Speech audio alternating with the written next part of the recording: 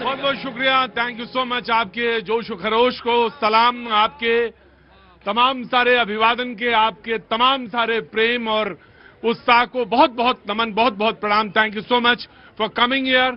वो तमाम सारे लोग जो आज शो में मौजूद हैं उन सबको, हाँ दिख तो रही हो तुम, कितनी सुंदर हो तुम, हैं? कैमरे में तो और भी सुंदर लग रही थी। बहुत बहुत शुक्रिया, थैंक यू सो मच। ये शो लगातार पिछले 15 सालों से आपके बीच में यहीं पर होता है, लेकिन जब यहां नहीं होता तो देश के किसी कोने पे होता है। और ये सफर लगातार बना हुआ है, आपका प्रेम, आपका अभिवादन और आपका तमाम स्नेह इसको मिलता रहा है। बहुत बहुत शुक्रिया। कहां से आना हुआ आपका जी? पानीपत से। पानीपत से? अरे बाप रे, पानीपत का तो युद्ध हुआ था, वो युद्ध ही याद है मुझे। आपसे मिलने आए हैं। हमसे मिलने आए? मैं भी आपसे मिलने आया हूं और रोज आता हूं मिलने, इसीलिए आता हूं। बहुत बहुत शुक्रिया। क्या नाम है आपका? प्रियंका शर्मा। प्रियंका शर्मा। और आपका भैया? मैं वरुण, बहादुरगढ़ हरियाणा से। बहादुरगढ़ से आज हरियाणा से लोग आए हैं। बहुत बहुत शुक्रिया भैया। क्या वो नाराज हो? हाँ, नहीं, हमें लगा कि हमसे नाराज हो। कहाँ के रहने वाले हो भैया? मेरठ का हूँ। मेरठ का आदमी तो वैसे ही नाराज रहता है, पता नहीं क्या बात है। साधारण सा खड़ा रहेगा फिर भी नाराज नजर आएगा। बहुत शुक्रिया सर। कहाँ से आना हुआ? नासिक। हिसार से। आज भी हरियाणा के लोग बहुत हैं। बहुत बहुत शुक्रिया। कहाँ से आए बच्चे? हरियाणा। हिसार हरियाणा से। आज सच में बहुत सारे लोग हरियाणा से हैं और मुझे अच्छा लगता है जब हरियाणा से लोग आते हैं। बहुत बहुत शुक्रिया। आप कहाँ से जी? जी मैं तो बनारस से हूँ। वाह, यूपी से, बनारस से, वाराणसी से। बहुत बहुत शुभकामनाएं आपको। जय बाबा विश्वनाथ। जय बाबा विश्वनाथ। जय हर हर महादेव। और तुम्हारा नाम क्या है? कनिष्का। कनिष्का। कनिष्का, तुम कहाँ से आए? दिल्ली। दिल्ली में। कहाँ से? पालम। पालम से। बहुत बहुत शुक्रिया, थैंक यू सो मच। वो लोग जो शो में आज शरीक हो रहे हैं जी, आपके झाले तो बड़े सुंदर हैं आपके, सच में बहुत सुंदर है। कहाँ से आना हुआ? पालम से। अरे वाह। और आप लोग कहाँ से आए? ऋषिकेश से। बहुत अच्छा। राम भाई? अमृतसर, पंजाब। अच्छा जी, हम समझ गए। अमृतसर पंजाब का आदमी ऐसे ही बोलेगा। बहुत अच्छी बात है। और गुरुओं की नगरी से हैं, मैं प्रणाम करता हूं। बहुत बहुत शुक्रिया भैया। आपका नाम? राजीव शर्मा। राजीव शर्मा जी, बहुत बहुत शुक्रिया। इनका स्थान बिल्कुल तय है, ये यहीं पे आकर रोज खड़े होते हैं। और ये तुम्हारा बचता भी है? क्या बचता है, सुनाओ फिर। वाह, क्या बात है, बहुत अच्छी बात है। मैं आता हूं, बाकी लोगों से मुलाकात करेंगे, बातचीत करेंगे। बीबी शर्मा जी कांग्रेस का पक्ष रखने के लिए मौजूद हैं। अमित जी बीजेपी का पक्ष रखने के लिए मौजूद है। बहुत बहुत शुक्रिया। विनय सिंह बिन्नू जी समाजवादी पार्टी का पक्ष रखने के लिए मौजूद है। बहुत बहुत शुक्रिया। सूर्या मैथिल जी राजनीतिक विश्लेषक मौजूद, बहुत बहुत शुक्रिया, thank you so much. Rahul Lal ji पत्रकार, बहुत बहुत शुक्रिया।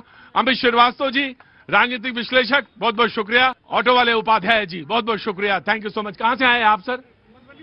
मधुबनी बिहार से। बहुत अच्छा। परिवार को बहुत सारी शुभकामनाएं, बहुत बहुत शुभकामनाएं। जी बाबू जी, आप मेरी तरफ देख रहे थे कि देखें ये पूछता है या नहीं पूछता है।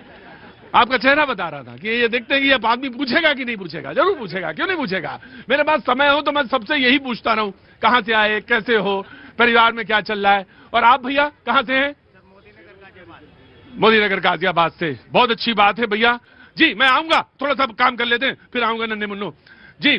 कांग्रेस की 4 मांगे हैं। मनरेगा में किए गए बदलाव को तत्काल वापसी हो, काम के संवैधानिक अधिकार की पूर्ण बहाली हो, न्यूनतम वेतन जो है वो 400 रुपए हो। कांग्रेस का एक और भी आरोप है कि पहले हर परिवार को न्यूनतम 400 दिन की गारंटी मिलती थी, लेकिन अब इसके पास कोई गारंटी नहीं रहेगी, ऐसा कांग्रेस का कहना है।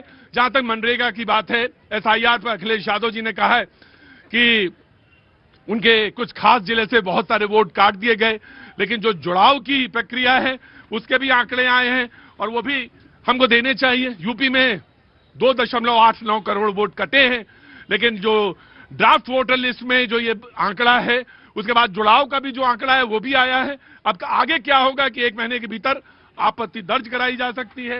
ये तमाम सारी चीजें हैं। बीजेपी का कहना है कि जो वीबी जी राम जी योजना है वो सिर्फ नाम बदलने की प्रक्रिया नहीं है कि सिर्फ नाम बदला गया है। जी राम जी मनरेगा की कमियों को दूर करने का एक ठोस कदम है, ये बीजेपी का कहना है। बातचीत के सिलसिले को शुरू करता हूं। नमस्ते जी, कैसी हैं? कुछ कहना है आपको? कुछ नहीं कहना? कितनी संतुष्ट हैं।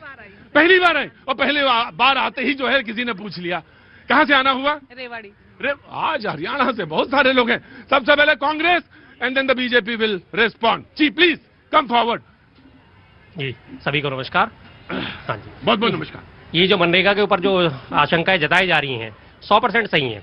एक तरफ तो कहा जा रहा है कि 100 दिन से बढ़ा के 125 दिन करा जा रहा है, लेकिन उसकी गारंटी कोई नहीं दी जा रही कि वो 125 दिन मिलेगा ही नहीं। पिछले 100 दिन में ही जो उत्पादकता रही वो मात्र 42% की रही है, 42 से 50% की, और उसके बावजूद भी इसे कानूनी जामा पहनाया तो जरूर गया है। मैं इस बात से इंकार नहीं करता कि इसे कानूनी जामा नहीं पहनाया गया, लेकिन किस आधार पर?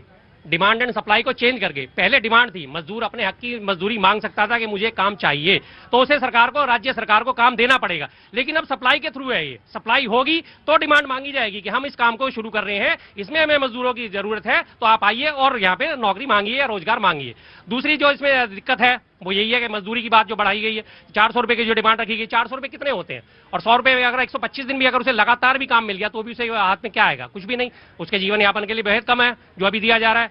तीसरी चीज जो उसमें सबसे बड़ी दिक्कत वाली बात है वो ये है कि जो वहन करने की क्षमता दी है वो राज्य सरकारों के ऊपर 40% की डाल दी गई है। पहले 100% केंद्र सरकार वहन करता था। आज देश में कोई सा भी एक राज्य ऐसा है जो कर्ज के तले ना दबा हुआ हो? जाहिर सी बात है, जब कर्ज के तले राज्य दबे हुए होंगे तो उसके बाद जब मनरेगा में फंड देने की बात आएगी, जब मजदूरी देने की बात आएगी, वो धीरे धीरे चल के हाथ खड़े कर देंगे। राइट, ये बात है। मतलब मनरेगा जो वीबी विकसित भारत जी राम जी योजना है वो काम के गारंटी की, वो मैं एक बार फिर से रिपीट कर देता हूं, ग्रामीण अंचलों में, ग्रामीण जगहों पे काम की गारंटी की योजना है, जो जिसका नाम पहले मनरेगा था, नरेगा, फिर मनरेगा, अब वो वीबी जी राम जी। जी बोलिए भैया, कहां से हैं? बोलिए, मम्मी बहुत परेशान है आपकी। जी हैं, पूर्णिया बिहार से हैं आप भी? पूर्णिया से हैं जी। और आपका नाम क्या है? पल्लवी। पल्लवी जी, बहुत बहुत शुक्रिया, thank you so much. BJP will respond तो द डिबेट विल ओपन। हाँ जी। देखिए भैया जी, कांग्रेस पुनः देश में एक भ्रम फैलाने का काम कर रही है। भ्रम इस तरीके से फैला रही है, कांग्रेस को प्रभु श्री राम का विरोध करना है, कांग्रेस को गांव में काम कर रहे मजदूरों का विरोध करना है।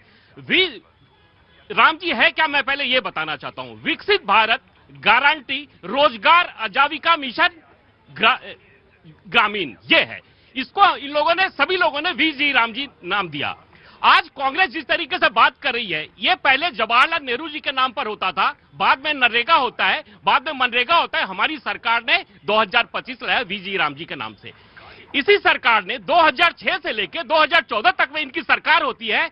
अब तक कुल 10 लाख करोड़ रुपए खर्चे किए गए, जिसमें 2.17 लाख करोड़ रुपए यूपीए और कांग्रेस की सरकार में खर्चा होता है। और हमारी सरकार विगत 11 वर्षों से है, हमारी सरकार में 8.57 लाख करोड़ रुपए इसी मनरेगा में खर्चा होता है। ये कांग्रेस का चाल और चरित्र बताता है। कांग्रेस प्रभु श्री राम का विरोध करते करते गांव का विरोध कर रही है, गांव के लोग का विरोध कर रही है, ग्रामीणों का विरोध कर रही है। और कांग्रेस को ये पुनः एक मुद्दा मिल गया है। जिस तरीके से बिहार में एसआईआर के मुद्दे को लेकर 3 महीने तक सड़कों पे घूमती रही और बिहार की जनता ने आशीर्वाद एनडीए और बीजेपी को दिया, इनके एसआईआर के मुद्दे को नकार दिया। राइट, मैं आया जी। जनाब, आपको एक चांस और आपका जी। ये जो बात कर रहे हैं कि राम जी से हमें नफरत है, बिल्कुल नहीं है, झूठ बोलते हैं। राम जी से कोई नफरत कर ही नहीं सकता। प्रभु श्री राम से तो इवन देन रावण जो था, वो भी जब उसको एक बार मंदोदरी ने माफी मांग लीजिए, जो कांग्रेस की सरकार ने भगवान रामलला विराजमान को काल्पनिक कहा था, जो कोर्ट में इन्होंने एफिडेविट दिया, माफी मांगो। अभी इनका चिल्लाना हो गया। हाँ जी, माफी मांगो। बिल्कुल नहीं, आप जैसे लोगों से क्या माफी मांगी जाएगी? हाँ तो इसके बाद आपको याद होगा प्रकरण जो आता है बार बार के, जब उन्होंने सीता माता को अशोक वाटिका में बैठा रखा था तो उन्होंने कहा मैं प्रभु राम का वेश धर के तो जाता हूँ, लेकिन मेरी जो बुद्धि होती है प्रभु श्री राम जैसी ही हो जाती है। जब मंदोदरी ने उन्हें सहायता दी थी, तो जाहिर सी बात है प्रभु श्री राम से प्रेम तो रावण भी करता था, तो कोई भी उनसे तो इनकार कर ही नहीं सकता। हमें इनकार ही बात से नहीं है। प्रभु श्री राम के नाम पे एक और नई योजना शुरू कर देते, क्या दिक्कत थी आपको? महात्मा गांधी जी का नाम हटा के आपने उनका नाम हटा के क्या आपने देश को संदेश देने की कोशिश करी? क्या संदेश दिया आपने? क्या संदेश दिया कि श्री राम का नाम आपने जोड़ दिया? हमें कोई एक और योजना शुरू कर दीजिए ना, अगर आपको इतनी चिंता है, प्रभु श्री राम की इतनी चिंता है, प्रभु श्री राम के नाम से एक योजना और शुरू कर दीजिए। राइट जी जी। हाँ जी, क्या नाम भैया? असीम शर्मा। कहाँ से आना हुआ? मैं नवादा से आया हूँ। नवादा मैंने बिहार से? नहीं, यहीं से। यही नवादा? हाँ, यही। अच्छा, यही बगल में। क्या काम करते हैं? मैं बैंकर हूँ। तो मैं इसलिए इतने सवाल पूछे, थोड़ा सा गुस्सा ठंडा हो जाता है। इतने सवाल। हाँ सर सुखे, इनसे पूछिए श्री राम पे अस्तित्व उठाने वाले कौन थे? राम भक्तों पे गोली चलाने में कौन थे? दोनों हैं यहाँ पे, ये हैं। हाँ, तुम्हारे ऊपर सवाल पूछा है समाजवादी पे पूछा है। समाजवादी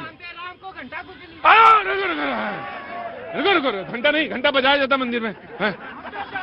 कैलाश विजयवर्गीय साहब का आ गया ना सर, किस तरह के समर्थक है। देखिए जब टॉप ऑर्डर इस तरह की बातें करता है तो समर्थक किस तरह की बातें करते हैं। भरी सभा में महिलाएं भी खड़ी हैं, सब कुछ खड़े हैं और कैसे शब्दों का इस्तेमाल कर रहे हैं, ये इनकी हैसियत दिखाता है। मैं दो बातें जरूर कहूंगा।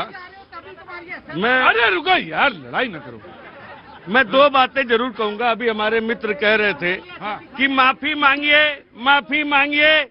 अरे गोडसे के मित्र, गोडसे को पूजने वाले, एक बार तो महात्मा गांधी को मारा, क्या दोबारा मार करके बताना चाहते हो कौन श्री राम से नहीं मोहब्बत करता है? सभी मोहब्बत करते हैं, लेकिन किसी को मार कर करके, हम किसी को बैठा करके मोहब्बत नहीं करते। वो सनातनी हम कतई नहीं है।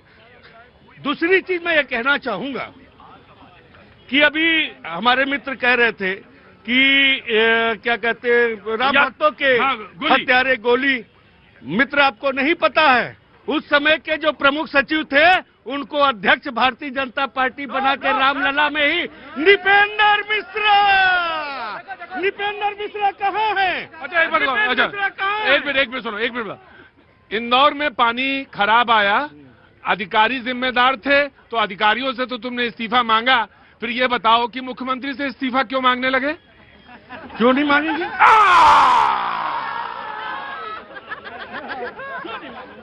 ठीक, हाँ सिस्टम। देखो मेरी बात, मेरी बात। अरे कोई बात नहीं, वो तुम्हें जवाब देगा, वही जवाब देगा, मैं नहीं जवाब दूंगा। मैं डिबेट में बस उतना ही बोलूंगा जितना जो पूरी बात तो नहीं।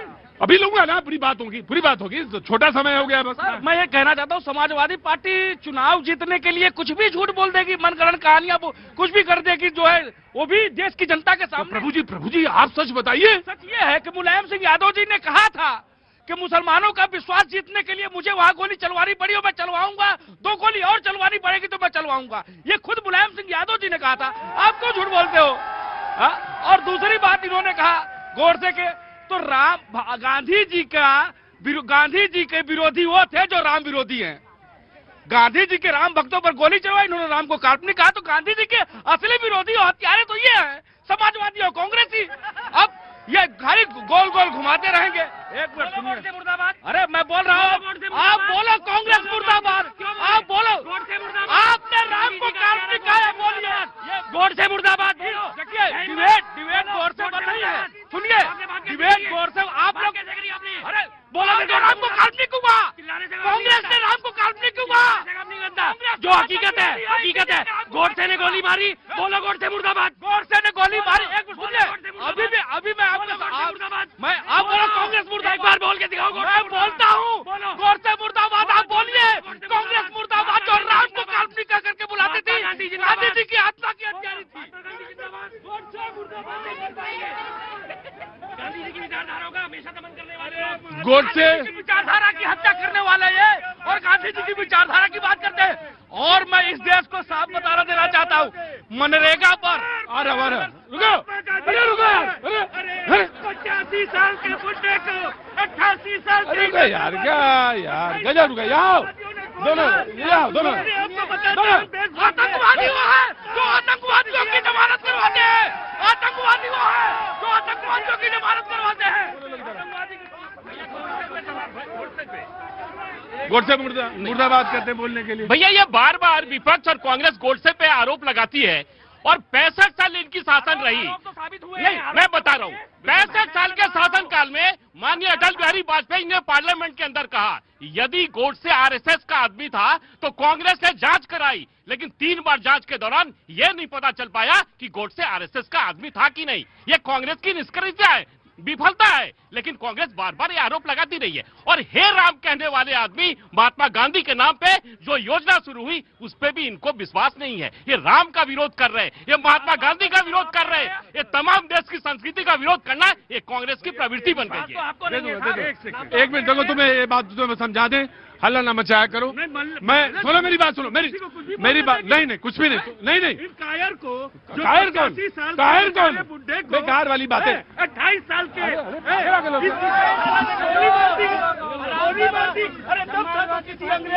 अंग्रेज अधिकारी को गोली मार रहे होते, कहते हम देश आजाद। अंग्रेज अंग्रेज अधिकारियों को गोली मारे हैं तभी ये देश आजाद हुआ ने मारा है।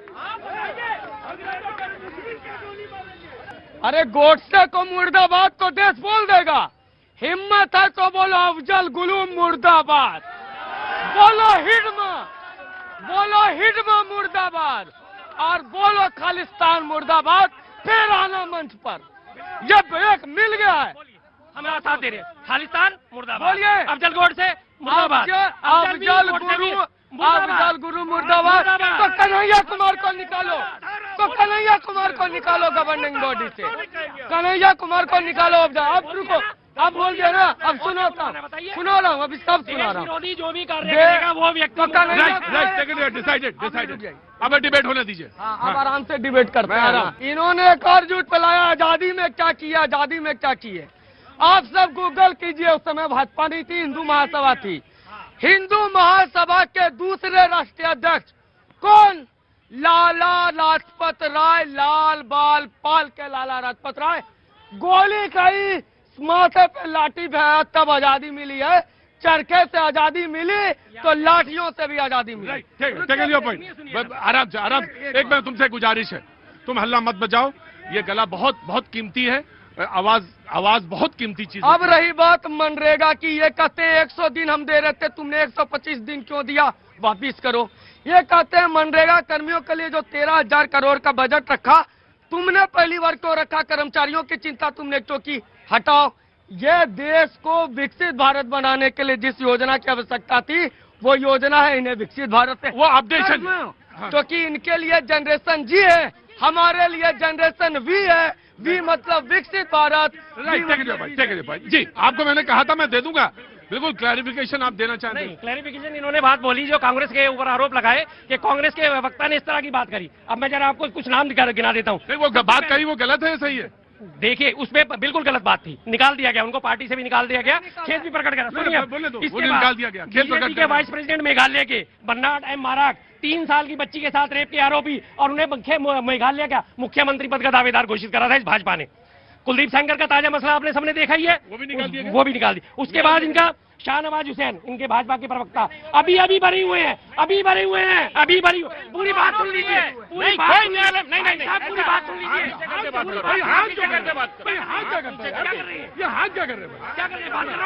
पीछे के बात करिए। अरे नहीं, ऐसा कैसे बोलते भाई, आराम से। कैलाश विजयवर्गीय रेप एक्ट का सामना कर रहे हैं, कुलदीप सेंगर रेप केस का सामना कर रहे हैं, चिन्मयानंद। भाई एक मिनट भाई, मेरी बात सुनो, मेरी बात भाई सुनो। कुलदीप सेंगर आपने नाम लिया, उन्होंने एक आरोप लगाया, आपने कहा कि बहुत गलत काम है, वो कांग्रेस के जो विधायक उनको निकाल दिया गया। मैं आपसे सिर्फ एक बात, कुलदीप सेंगर को निकाल दिया गया या बीजेपी ने अपने पास रखा हुआ है, ये मैं जानना चाहता हूँ। इनके सपोर्ट में खड़ी हो गई, कहाँ निकाला उसे, कहाँ निकाला? झूठ मत बोलो, झूठ, गलत बात है, झूठ मत बोलिए। आपका चार्ज लिया, लेकिन जो बात सच है वो तो बताइए ना जी।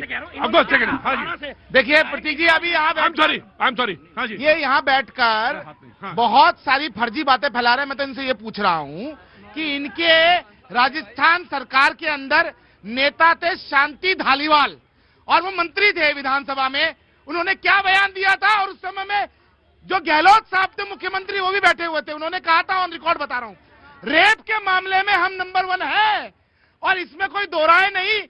वैसे भी ये राजस्थान तो मर्दों का प्रदेश है, ऐसा तो होता रहता है। मतलब ये लोग रेप को जस्टिफाई करने वाले लोग हैं।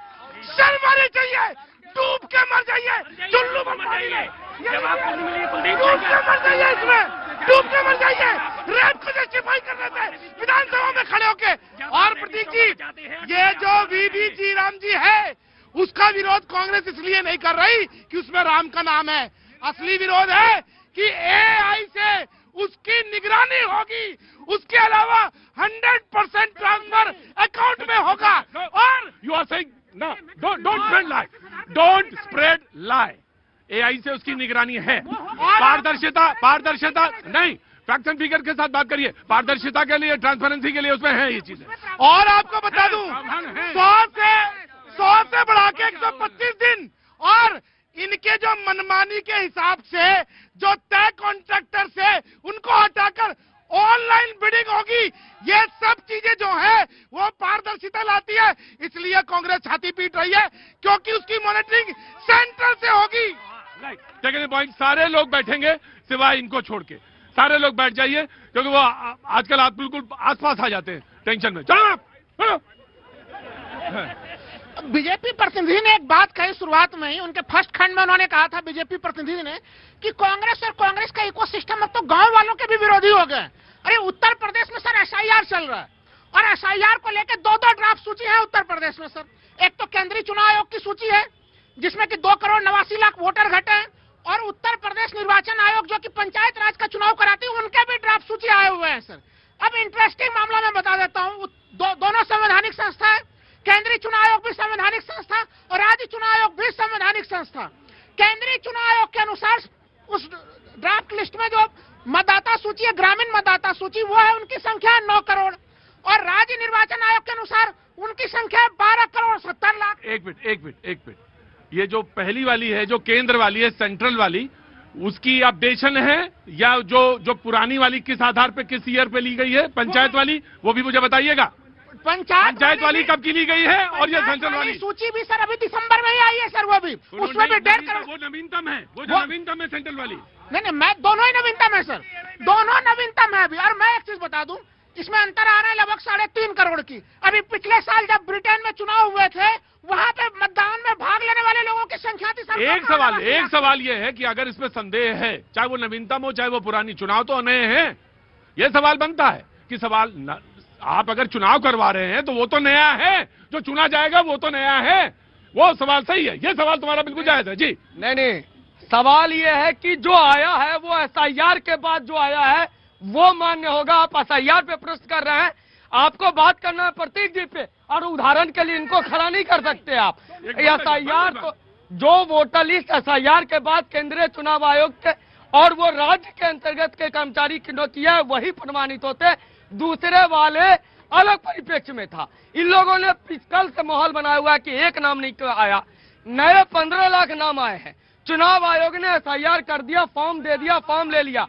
अब आप नेताओं की जिम्मेवारी है, कलब का कीर्चे का वो जो कुर्ते का क्रीचे छोड़ो, गांव पे जाओ, बूथ पे जाओ, अपने नाम जुड़वाओ। जिन नेता लोग कहते हैं मेरा नाम नहीं आया, तो सोचिए ये कितने गैर जिम्मेवार है। राइट, आपका मैं ले लेता हूँ, क्लैरिफिकेशन जो आप देना चाहिए जी।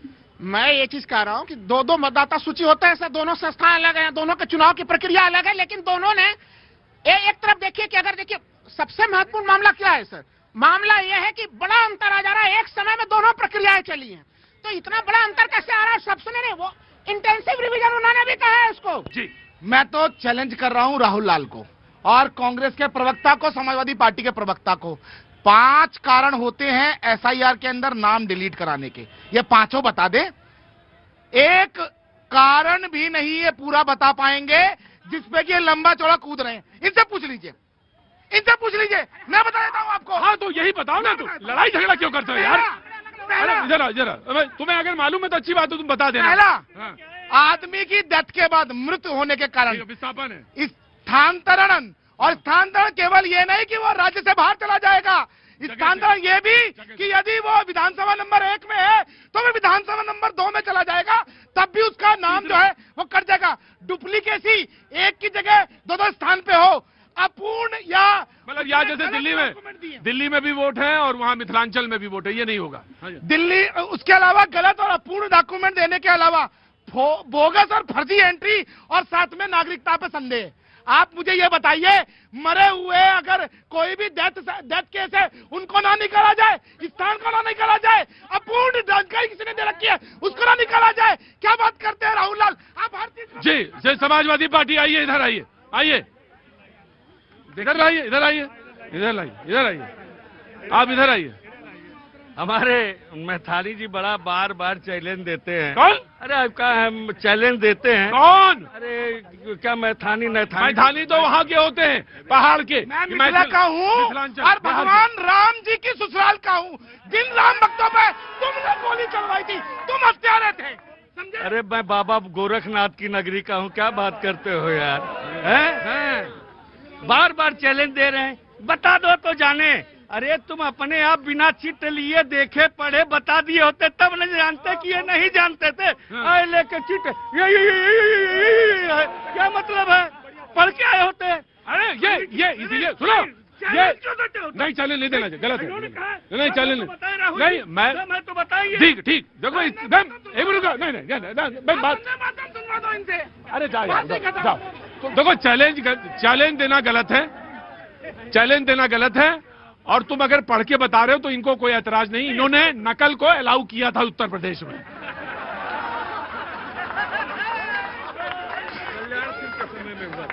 बंद किया था उन्होंने बंद किया था। इनके समय में नकल अलाउ थी, पास करना जरूरी था, जैसे भी कर लो। आओ तो वही नकल, ये तुम 100% मैथिल नकल से पास आदमी हो। बात एसआईआर पे ये नहीं करो तुम। एसआईआर हमारी एक चीज समझ में नहीं आता है, आपको भी समझना पड़ेगा कि जैसे उत्तर प्रदेश में 18% के लगभग नाम कटे हैं, जो बाद में हो सकता है जोड़े जा सकते हैं। गुजरात में 85 लाख के करीब नाम कटे हैं, हैं। तमिलनाडु में 1 करोड़ कुछ लाख के करीब नाम कटे हैं। मैं पूछना यह चाहता हूं कि उत्तर प्रदेश में करीब 3 करोड़ के लगभग नाम कटे हैं, तो कहा यह जाता है कि ये गुजरात चले गए, जहां पर लोग जाते हैं कमाने के लिए, अप्रवासी मजदूर या लोग जाते हैं, तो वहां पर नाम बढ़ना चाहिए था। लेकिन नाम उसी रेशियो में वहां भी कटे हैं और यहाँ भी कटे हैं। ये नाम गए कहाँ, ये जानना चाहते। मैं आपको एक चीज बताऊं, हमारे सांसद महोदय आनंद भदौरिया हैं, अभी गए थे, काफी लोगों का उन्होंने गांव में जाकर के पूछा था, लोग जिंदा खड़े हैं, उन्होंने फार्म भरा एसआईआर, लेकिन उनके नाम वोटर लिस्ट में नहीं है। ये क्या कारण है, ये क्यों नहीं है? ठीक है, आप कहते हैं कि आप ये मसला सुप्रीम कोर्ट में है, और वो मैं कहूंगा कि वो जो मरे जो दिखाया है उनको ले जाकर दिखाना चाहिए कि देखिए साहब, ये खड़ा करो सामने, उनकी परेड करवाओ कि ये सारे लोग जिंदा हैं, उनकी परेड करवानी चाहिए। नहीं आइए, और ये बहुत गंभीर मसला है, ये गंभीर मसला है। जी एक मिनट, तो कह रहे हैं कि खत्म हो गए, तो मैं उनको कह रहा हूँ जो मरे हुए हैं उनको भी ले जाके चुनाव आयोग के सामने खड़ा कर दो, उनका नाम जुड़ जाएगा। लेकिन झूठ मत बोलिए, मनरेगा की बात किया इन्होंने। मैं मोदी सरकार को धन्यवाद करता हूँ कि जो पहले क्या था, आज डिजिटल के माध्यम से हर मजदूर को सरकार से जुड़ रहा है। और मैं तो उस गांव से निवासी हूं जहां हमारे गांव में 8 बीघे का तालाब है साहब, 8 बीघे का तालाब है हमारे गांव में। हाँ तो होगा, अच्छा है। हाँ, और सुनिए, तो करोगे क्या उसमें? अरे तो मैं बता रहा हूँ, उस समय क्या होता था, ग्राम पंचायत प्रधान क्या करता था कि मजदूर को नहीं, जो बड़े बड़े पैसे वाले हैं ना, उनके घर की बहुओं को, उनके घर के आदमियों को जोड़ करके आधी सैलरी वो लेता था, प्रधान लेता था, और आधी सैलरी उनको देता था, मजदूर के हाथ नहीं जाता था। आज मजदूरों को डिजिटल इंडिया के तहत मोदी जी ने मजदूर के सामने से सामना करवा करके उनके खाते में पैसा नरेंद्र मोदी जी दे रहे हैं, तो इनको दुख हो रहा है। अरे इन लोगों ने तो सिर्फ मजदूर के नाम पर। जी कांग्रेस इन्होंने बात करी कि दुख हो रहा है। अरे भैया ये तो बता दो पहले कि पिछली बार की जो 100% उत्पादकता थी उसमें 42% क्यों रह गई थी, और आपने 100 से बढ़ा के 125 दिन तो कर दिया, उसकी गारंटी दी है आपने। 100 दिन की जब गारंटी दी उसमें था कि अगर हमें डिमांड है, किसी को काम चाहिए, वो जाके ग्राम पंचायत में कह सकता था मुझे काम चाहिए, अगर 15 दिन में उसे काम नहीं मिला तो उसे बेरोजगारी भत्ता दिया जाता। आज सारा स्ट्रक्चर चेंज करके सप्लाई पे डिमांड कर दिया है। जब बेरोजगारी भत्ता है सब, जब मैं पूरी उसी बात पे आ रहा हूं कि जब केंद्र सरकार कहेगी कि हमें इस एरिया में ये काम शुरू करना है, और उसके बाद अगर आपको काम नहीं मिलता तब जाके वो बेरोजगारी भत्ता अलॉट करेंगे। सारी की सारी शक्तियां केंद्र सरकार ने अपने हाथ में ले ली हैं। डिसाइड वो करेंगे कहां ये रोजगार योजना चलेगी, कहां नहीं चलेगी, बिल्कुल डिमांड में है। और रही बात भ्रष्टाचार की, तो अभी भी डिजिटल इंडिया की जो बात कर रहे हैं, सैकड़ों गांव आज भी ऐसे मौजूद है जहां एंटीना ही नहीं है। लोग इतनी ऊपर चढ़ के बातें करते हैं, ये गलत बात करें। एक अगर आपने दिल्ली का उदाहरण दे दिया, तो क्या वास्तव में इतने रूरल है? मैं एक बात जानता हूं कि आप यहां से निकलिए कैनॉट प्लेस से, या कहीं भी जाइए, किसी भी जगह जाइए, रुको मैं आ रहा हूं, मैं बिल्कुल आ रहा हूं, कहीं भी जाइए, वो चाहे वो मूंगफली वाला भी हो, वो सामने एक स्कैनर ला के रख देता है और कहता है इसी स्कैनर से आप उसमें बनाइए। और ये बहुत बड़ी चीज है, छोटी बुरी दुनिया में इस बात की चर्चा है, तो इस बात को क्रिटिसाइज जरूर करिए, क्रिटिसाइज करिए। आप बेहतर से बेहतर होने के लिए क्रिटिसिज्म जरूरी है, लेकिन जो बेहतर है वो चीज को तो बोलिए। जी बीजेपी। देखिए, अभी एसआईआर पे बात हो रही थी, अभी राहुल भैया बार बार कह रहे थे ऑर्गेनाइजेशन की बात। राहुल भैया, राज्य का निर्वाचन आयोग भी भारत का निर्वाचन है, यो एक ही है। नहीं, दोनों संस्था एक ही है, काम अपने तरीके से करते। दूसरी बात, भैया जी, इसी यूपी के युवराज ने, अखिलेश यादव जी ने 16 जनवरी 2025 को प्रेस कॉन्फ्रेंस के युवराज क्या कहते, सीधे बोला करिए। अखिलेश यादव जी ने 16 जनवरी 2025 को लखनऊ में प्रेस कॉन्फ्रेंस करके कहा कि उत्तर प्रदेश में एसआईआर होना चाहिए और वोटों की सफाई। उन्होंने कहा कि एसआईआर का मैं विरोधी नहीं हूं, बस उसकी प्रक्रिया बिल्कुल। उन्होंने कहा कि वोटों की शुद्धिकरण होनी चाहिए और निश्चित तौर पे हो रहा है। आपको जान के बड़ा आश्चर्य होगा कि प्रयागराज जैसे डिस्ट्रिक्ट में, बनारस जैसे डिस्ट्रिक्ट में 13 लाख 14 लाख वोटर कटे हैं और पलायन की बात कर रहे हैं। गुजरात के गांव पलायन करके विदेश चले गए हैं। तो ऐसा नहीं है कि सारा उत्तर प्रदेश के लोग गुजरात ही चले गए, उत्तर प्रदेश के लोग देश के और भी हिस्से में जाते हैं। आ जाओ, जल्दी आ जाओ, इधर आ जाओ, जल्दी आ जाओ। बीजेपी के मित्र ने अच्छा कहा, युवराज का हम देश का मदारी किसी को नहीं कहेंगे कि कौन है क्यों कहे भाई, ये इनकी महारानी। अब देश का मदारी हम क्यों कहें जो झूठ की पाठशाला का स्क्रिप्ट जहां लिखा था। मैं कतई कुछ नहीं कहूँ। मैं एसआईआर के बारे में हमारी पार्टी बार बार ये सब शब्दों का इस्तेमाल न किया। मैं कहा करूं, मैंने कहा मैं किसी को नहीं कहूंगा देश का मदारी। मैंने तो कह दिया, इन्होंने कहा वो अच्छी बात है, लेकिन एसआईआर प्रक्रिया में जो कमियां है समाजवादी पार्टी बार बार करिए। हमारे पीडीए प्रहरी लगे हुए हैं, हम बड़े मुस्तैदी से हैं। कह कौन रहा, योगी जी ही तो कह रहे हैं एसआईआर में जरूर गड़बड़ है। हमारे भाजपा के मतदाता कहीं न कहीं कट, हम तो नहीं कहे कि हमारे मतदाता कैसे समाजवादी के लोग पीडीए का शब्द बोल करके बाबा साहब अंबेडकर के विचारों को जो है ये लोग धिक्कार देते हैं। ये बड़ा दुख होता है। तुम अब बेटा सीख गए हो ने, बड़ी जबरदस्त बोलना सीख गए हैं। मैं कह रहा हूँ ये पीडीए, मैं यही देश को कहना चाहता हूँ, ये पीडीए का नारा दे करके बाबा साहब अंबेडकर के विचारों का और उस संविधान का एक बार नहीं, इन्होंने बार बार अपमान किया है। इसकी सजा इस देश की जनता इनको देगी उत्तर प्रदेश में। पीडीए शब्द से आप देश का विकास नहीं कर सकते हैं। 140 करोड़ देशवासियों के नाम से आप देश का विकास कर सकते हैं और आप पीडीए शब्द से सिर्फ देश को गुमराह करके उस जाति का भी, उस परिवार का भी अपमान करते हैं जिसने इस देश में बराबर की भागीदारी दी है और इस मुल्क को आबाद किया है और मजबूत किया है। जी गांधी जी के सम्मान करने वाले, जब इंदिरा इंदिरा बोला गया था, गांधी जी का सम्मान कहाँ चला गया था? जब गांधी जी के पोते राजमोहन गांधी के खिलाफ राजीव गांधी चुनाव पर उतर गए थे और चुनाव में धांधली करके संजय गांधी की हत्या कर दिया गया था, तब गांधी जी का आत्मसुरक्षा कहाँ चला गया था? जब इंडिया इज इंडिया बोला गया था, गांधी जी का कहाँ चला गया था सम्मान? सोचने की बात है। जब राजीव गांधी खुद ठीक है, टेक इट योर पॉइंट। जी जनाब अली, आइए इधर आइए, किनारे आइए। हाँ जी, देखिए प्रतीक जी, अभी इन्होंने कहा था कि, रुको भाई एक मिनट रुको। इन्होंने कहा था कि जो मोबाइल के डंडे हैं वो गांव में नहीं मिल रहे हैं। आप पहले पत्रकार थे जो बिहार की जमनिया पहुंच गए थे, मैंने देखा था। क्या वहां पर आपको मोबाइल का नेटवर्क नहीं मिला था? बाढ़ की स्थिति के बावजूद भी पूरे देश के अंदर इंश्योर किया गया कि बीएसएनएल जो है पूरे देश में मोबाइल नेटवर्क कनेक्टिविटी देगा। वही बीएसएनएल जिसको आप लोगों ने लूट के खा गए थे, बर्बाद कर दिया था, प्राइवेट कंपनियों के हाथों देश के टेलीकॉम सिस्टम को बेच दिया था। और एक बात बता दूं आपको, आज वही बीएसएनएल है जो हमारे मोदी जी ने दोबारा खड़ा कर दिया है। पूरे देश के अंदर बीएसएनएल का नेटवर्क स्ट्रॉन्ग कर दिया है। बीएसएनएल को 4G का नेटवर्क कब मिला? 5G का नेटवर्क तो अभी भी नहीं मिला। और मैं एक ही सवाल कहूंगा सर, भारत बोलने का हक इनको भी है। मैं कह रहा हूं, भारत दुनिया की चौथी सबसे बड़ी अर्थव्यवस्था है सर। हम लोगों ने जापान को भी पीछे छोड़ा है। हम लोग ग्रोथ के मामले में हम लोग कहते हैं फास्टेस्ट ग्रोइंग इकोनॉमी है। फिर भी कांग्रेस को मांग करनी पड़ रही है कि जी राम जी योजना में न्यूनतम 400 का जो है कि मेहनताना दिया जा रहा है। ये मांग तो कांग्रेस को करने की जरूरत नहीं पड़नी चाहिए थी। इस योजना में ऑटोमेटिक कम से कम 500 रुपया का आपको देना चाहिए था कि भाई जो भी मजदूरी कर रहा है उनको कम से कम 500 मिलेगा। आज इस महंगाई के दौर में नहीं। ठीक है। जी नमस्ते। कहाँ से आना हुआ सर? लखनऊ से। कहाँ से? लखनऊ से जानकीपुरम से। जी बोलिए, क्या नाम है साहब? शरद श्रीवास्तव। शरद श्रीवास्तव जी आप बोलिए, कुछ बोलना हो तो। नहीं, बोलना कुछ नहीं है। द्वंद्व ऐसा छिड़ा हुआ है, सनातन के विरोध में भागते जा रहे हैं लोग, आगे पीछे भागे जा रहे हैं, इतना लड़ाई करते जा रहे हैं हर चीज पे।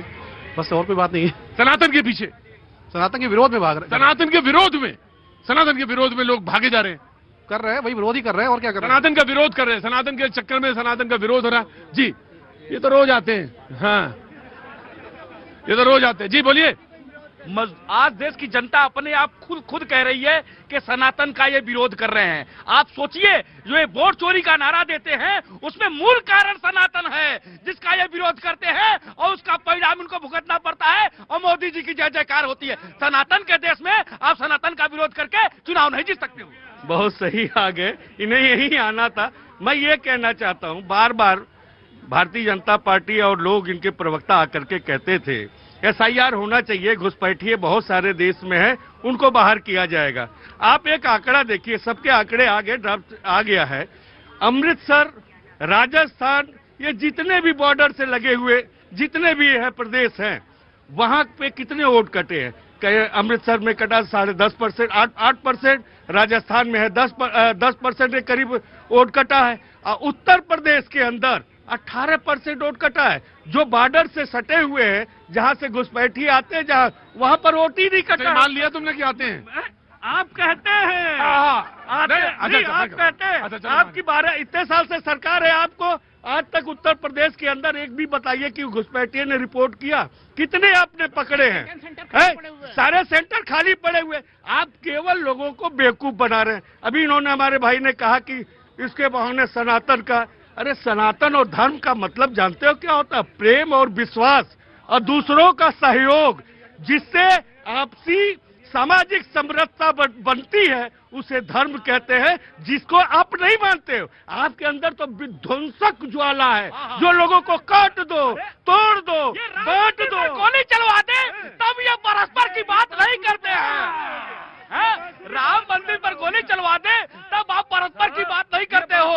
अरे बांसुरी बजाने के बाद हम दोबारा आए हैं सत्ता में। एक बात समझ, एक बात ध्यान रखो, एक बात ध्यान रखो, उसी अयोध्या नगरी में चुनाव जीते हैं। अरे मैं कह रहा हूँ उसी मिल्कीपुर, उसी अयोध्या में भारतीय जनता पार्टी विधानसभा उपचुनाव जीती है। ये भी आपको विश्वास करना पड़ेगा, किसी अयोध्या मिल्कीपुर में भारतीय जनता पार्टी चुनाव जीती है। अरे आज ये जो मंदिर बना है, जिस आकार में है, वो सरदार पटेल जब बनवाने के लिए गए तो उनको रोकने का प्रयास किन्होंने किया? जवाहरलाल नेहरू जी ने।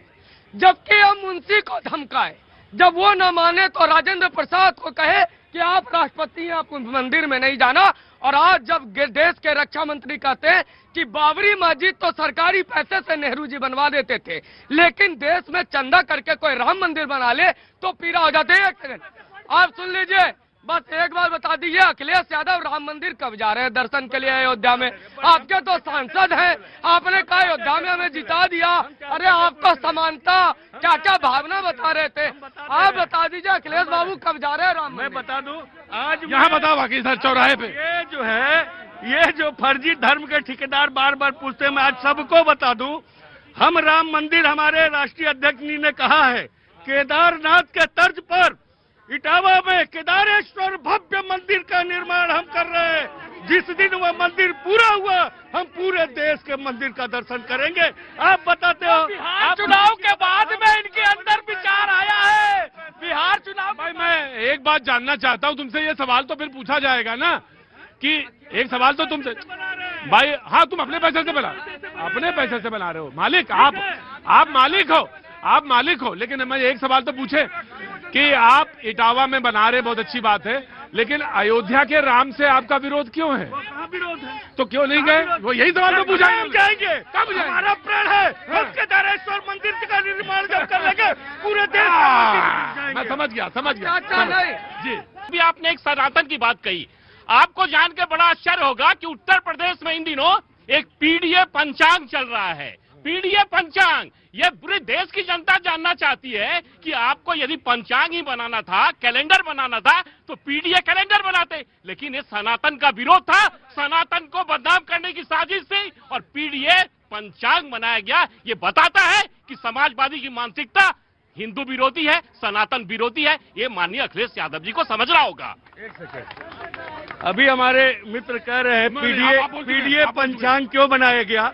मैं ये बताना चाहता हूँ, जैसे दलित और पिछड़े और चाहे अल्पसंख्यक हैं, जो भी समाज के धर्म गुरु हैं, उनको आपने दरकिनार किया है। हम पीडीए पंचांग के जरिए, चाहे वो किसी जात का हो, चाहे वो किसी समाज का हो, जैसे भगवान परशुराम के नाम को आपने छुट्टी होती थी उसको बंद कर दिया। हम सारे महापुरुष, सारे देवताओं को लेकर के हमने पीडीए पंचांग बनाया है। देखिए प्रतीक जी, अभी समाजवादी पार्टी के जो प्रवक्ता हैं वो पीडीए पंचांग की बात कर रहे थे। वो कह रहे थे कि हमने दलित जो हितचिंतक थे, हुतात्मा थे, उनके नाम पर इस पंचांग की स्थापना की है। मैं पूछना चाहता हूं, काशीराम नगर का नाम बदलकर आपने कासगंज क्यों कर दिया? ज्योतिबा फुले नगर का नाम बदलकर आपने अमरोहा क्यों किया? संत कबीर नगर का नाम बदलकर आपने कबीर नगर क्यों किया? और छत्रपति शाहूजी महाराज का नाम बदलकर जिले का अमेठी क्यों किया? क्या वो उस समय में दलित हित चिंतक नहीं थे, हुतात्मा नहीं थे? क्या मतलब है? चुनाव आ गए तो अब आप मीठा मीठा गप और कड़वा कड़वा तू यही कारण है। अरे मैं कह रहा हूँ सर, अगर भूल सुधार कर लिया तो सूर्या जी कम से कम उसी का स्वागत कर दीजिए आप। और अभी हाँ, इसमें क्या दिक्कत है? इसमें क्या दिक्कत है?